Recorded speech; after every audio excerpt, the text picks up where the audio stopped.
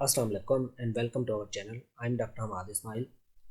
आज के इस ट्यूटोरियल में हम देखेंगे कि MOE software molecular operating environment को यूज़ करते हुए आप डिफरेंट प्रोटीन की सरफेस एनालिसिस कैसे कर सकते हैं। अब सरफेस एनालिसिस के अंदर हम ये देखेंगे कि एक्सेस चार्ज कितना है, उसमें हाइड्रोफोबिसिटी कितनी है, प्रोटीन पैचेस कौन कौन से हैं, नेगेटिव चार्ज रेजिड्यूज कौन से हैं, पॉजिटिव चार्ज रेजिड्यूज कौन से हैं।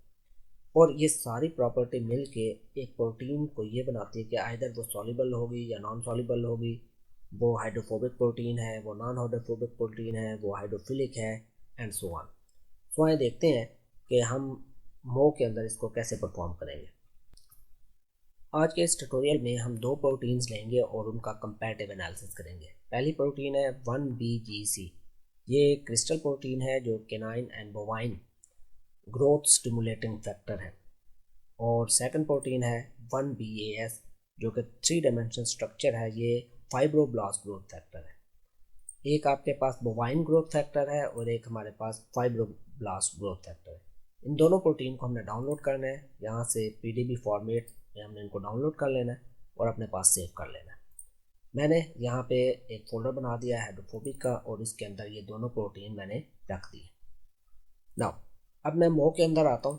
ये मेरा मो सॉफ्टवेयर है, इसकी फाइल में जाऊंगा और ओपन करने के बाद डेस्कटॉप पे मैंने हाइड्रोफोबिक का फोल्डर बनाया हुआ है, इसको ओपन करूंगा और इसमें दो प्रोटीन है। इन दोनों प्रोटीन को आप इकट्ठे सिलेक्ट कर लें, ठीक है, या एक एक करके भी आप सिलेक्ट कर सकते हैं।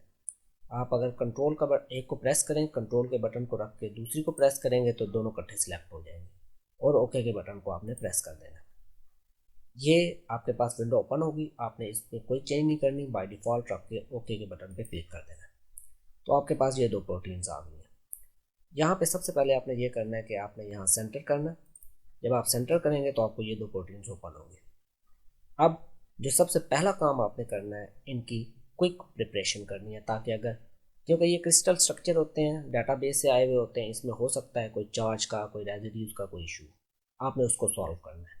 तो हम क्विक प्रेप कर लेते हैं और क्विक प्रेप में प्रिपरेशन है, फिक्सिंग है, रिफाइनमेंट है और इसको ओके के बटन पर क्लिक कर देते हैं और आपने यहाँ पे यस करना है और ओके कर देना है। अब इसकी क्विक प्रिपरेशन शुरू हो गई है। अब जब तक ये क्विक प्रिपरेशन कंप्लीट होती है हम इसको थोड़ा सा एडजस्ट कर लेते हैं। इन दो प्रोटीन को, ये जो व्हील है इसको घुमा के मैं इसको थोड़ा सा सामने ले आता हूँ ताकि हमारे पास ये प्रोटीन शो हो जाए। सेकेंडली मैं ये काम करता हूँ कि मैं इसका जो सरफेस है, बैकग्राउंड सरफेस है, उसको थोड़ा सा चेंज करता हूँ ताकि जो हमें हाइड्रोफोबिक पैचेस है वो ज़रा प्रोमिनेंट होकर नज़र आए। मैं यहाँ पे फिगर में जाता हूँ, यहाँ से मैं लास्ट ऑप्शन आपके पास है, हम शाइनी को यूज़ करके देखते हैं या फिर हम सनसेट को यूज़ करते हैं। सॉरी, हम शाइनी पे जाके क्लिक करते हैं। वेल ये स्ट्रक्चर इतना मेन जो बैकग्राउंड है इतना पॉपुलर नहीं है, मगर हाइड्रोफोबिक सरफेस को व्यू करने के लिए आई थिंक कि अभी आपको बड़े अच्छे तरीके से ये व्यू समझ नज़र आ जाएंगे। तो हमारी लाइब्रेरी इश्यूज ऑलमोस्ट कंप्लीट होने वाले हैं, कि जैसे ही ये कंप्लीट होते हैं then we start with our next step. जब ये रीडिंग गायब हो जाए इसका मतलब है कंप्लीट हो चुका है। अब हम देखते हैं कि सबसे पहले आपने यहाँ पे सरफेस में आना और सरफेस में आपने प्रोटीन पैचेस के ऊपर क्लिक करना। तो ये देखें, इसने यहाँ पे प्रोटीन पैचेस लगा दिए और इनके ऊपर भी प्रोटीन पैचेस लगा दिए। अब यहाँ पे देखें, इस पर डिफरेंट किस्म की सरफेसेस आ गई हैं। यहाँ पे ये जो रेड पैचेस है, ये वाला, ये वाला, ये वाला, ये रेड पैचेस का मतलब है इसके ऊपर नेगेटिव चार्ज है। ब्लू पैचेस का मतलब है कि इसके ऊपर पॉजिटिव चार्ज है और ग्रीन पैचेस का मतलब है कि ये इसके ऊपर हाइड्रोफोबिक चार्ज है। नाउ इसकी डिटेल इंफॉर्मेशन देखने के लिए अब हम यहाँ ऊपर प्रोटीन में आएंगे और प्रोटीन में हमारे पास है पैच एनालाइजर। हम इंडिविजुअली पैच को एनालाइज करके देखते हैं। पैच एनालाइजर ओपन करेंगे तो आपके पास ये विंडो ओपन होगी। अब इस विंडो के अंदर आपके पास ये पैचेस है। सबसे पहला काम जो हमने करना है वो ये करना है कि इसको सिंक्रोनाइज करना है सिलेक्शन के साथ। वेल मैं एक और काम करता हूँ, इसको थोड़ा सा छोटा कर लेता हूँ ताकि हमें ये साइड बाय साइड नज़र आए कि ये हम कर क्या रहे हैं, और इसको मैं यहाँ साइड पे रख लेता हूँ। अब सिंक्रोनाइज करने के बाद हम देखेंगे यहाँ पे अगर मैं करूँ, ये 1BGC है मेरे पास एक प्रोटीन, और यहाँ पे इसको नीचे करें तो दूसरी है मेरे पास 1BAS। एक है 1BGS और एक है मेरे पास 1BAS। और यहाँ पे मेरे पास नंबरिंग है कि भी ये कौन सा पैच है, ये टाइप है, उसके ऊपर चार्ज कौन सा है, उसका एरिया कितना है, उसकी एनर्जी कितनी है, और उसके अंदर रेजिड्यूज कौन कौन से। अगर हम 1BGC को देखें, 1BGC हमारे पास है बोवाइन ग्रोथ फैक्टर है, और दूसरी जो हमारे पास है 1BAS, ये हमारे पास फाइब्रोब्लास्ट ग्रोथ फैक्टर है। अब इसका जो पहला पैच है, जो सबसे बड़ा पैच है, वो 140 अमाइनो एसिड का है, उसकी एनर्जी -77 है, और इसके ऊपर क्या है, नेगेटिव चार्ज है। जबकि यहाँ पे जो पहला पैच है BAS का, वो तकरीबन 210 अमाइनो एसिड का है, और इसके ऊपर क्या है, पॉजिटिव चार्ज है, और ये हमारे पास इसकी एनर्जी -60 है। इसी तरह ये HYD का मतलब है ये हाइड्रोफोबिक पैच है। अब आप क्या कर सकते हैं, इनको यहाँ से अगर मैं इसको थोड़ा सा इस प्रोटीन को आपको विजुलाइज करवा के दिखाऊं कि ये हमारे पास देखें, जब मैं इसको सिलेक्ट करता हूँ 1BGC, तो ये देखें ये पैचेज इसके यहाँ पे सिलेक्ट हो रहे हैं, ये देखें ये पैचेज इसके सिलेक्ट हो रहे हैं। ओके, अब मज़ीद आप इसका क्या कर सकते हैं, आप इसका 2D मैप देख सकते हैं। जब आप 2D मैप पे क्लिक करेंगे तो आपके पास ये 2D मैप होगा। आपने अक्सर मैन्युस्क्रिप्ट में या फाइल्स में देखा होगा कि ये 2D मैप आ रहा होगा।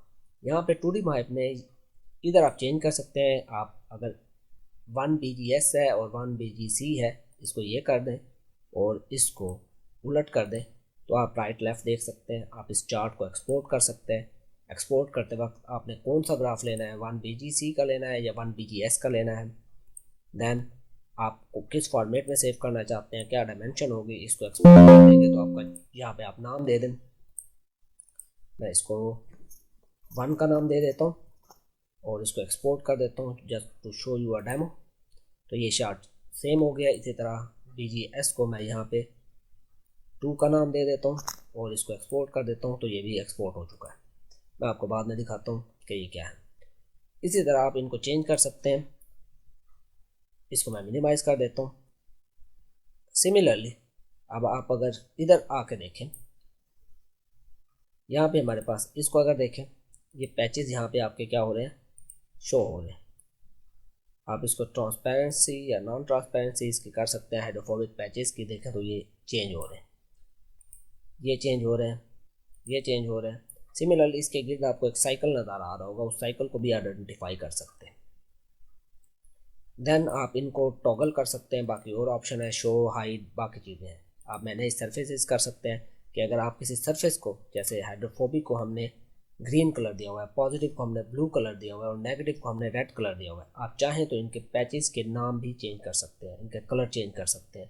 कि यहाँ से अगर आप रेड की बजाय आप यहाँ पे पिंक ले लें कलर, तो आप यहाँ पे इसको क्रिएट करके तो वो उसका कलर पूरा आप चेंज कर सकते हैं। तो देखें यहाँ पे पीछे आप वो रेड की बजाय क्या हो गया, ये पिंक हो गया, इस पे भी पिंक हो गया। सो इस तरह से आप हाइड्रोफोबिक सरफेस को मैनेज कर सकते हैं।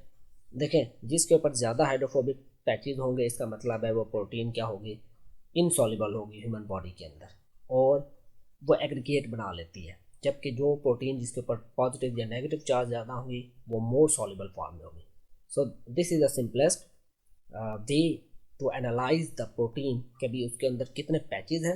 यानी अगर आपसे पूछे कि टोटल कितने पैचेज हैं, हाइड्रोफोबिक पैचेज कितने हैं, हाइड्रोफिलिक पैचेज कितने हैं, पॉजिटिव चार्ज कितने हैं, नेगेटिव चार्ज कितने हैं, उनके ऊपर बाइंडिंग साइट क्या है, और इवन इनके अंदर कौन कौन से अमाइनो एसिड, कौन से न्यूक्लियोटाइड, न्यूक्लियोटाइड अगर आपका DNA है तो आप कर सकते हैं, और उनके ऊपर बाकी क्या क्या चीज़ मौजूद है आप आइडेंटिफाई कर सकते हैं। सो this is all about today. अगर आप लोगों का कोई क्वेश्चन है तो आप कमेंट कर सकते हैं। Please like and subscribe. Thank you so much for watching. अल्लाह हाफिज़।